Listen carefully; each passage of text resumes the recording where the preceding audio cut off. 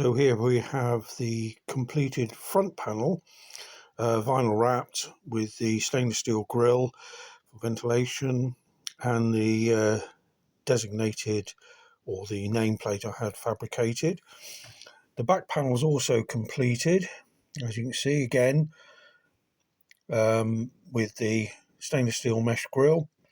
This time though, as I said before, I've used a matte black textured paint, and again a label by Sinomatic.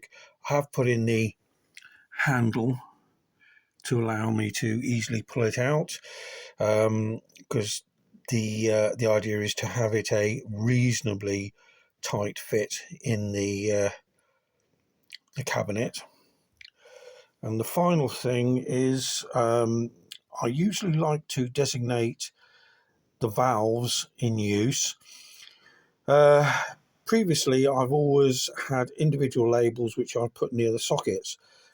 Unfortunately, as you can see, there's not much room here, so I've gone for a single label or sign, which I've had fabricated again, and I had this made so I could either screw it to the back panel or screw it to the side panel, or what I've decided on here is just to stick it to the top of the chassis, which I think is probably the easiest place to leave it in this context. Okay, so here's the cabinet finalised. Put the chrome corners on, put the handle on. It's a canvas wrap. The canvas itself is treated with a wood-based varnish, a matte varnish, which doesn't affect the colour too much and is really easy to apply and gives a good basic finish. I've gone with the red chicken head knobs, although I think they're a bit over the top, and I might go back to the black there. Similarly with the protective corners, I think those might look better with black on. Let me know what you think, but I think I'll probably change those to black at a later date. Oh. Here's the back. As you can see, again went with the thumb screws, handle on the back for easy removal. We can just whip those out quickly.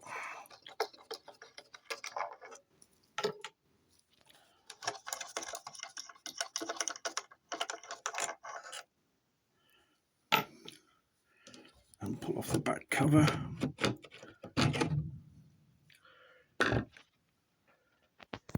Oops. And as you can see, it's quite a snug fit in there. I did put the runners in for the amp to slide in without catching on any of the cloth, but I also mounted wood blocks. I had to put those in anyway to allow to put the T-nuts on the T-nuts on the back, so that I could do the thumb screws more easily. I'd have probably done T-nuts anyway if I'd have been using normal screw-in or normal screw heads, but these allow me to turn the amp upside down as the amp is fixed in via the rubber feet. So the bolts go through the rubber feet into the chassis, so I can just turn the amp upside down, and as I unscrew, it'll rest against the wooden blocks, and I can actually then rotate it back and just slide the amp out with no trouble at all. So that's the completed amp.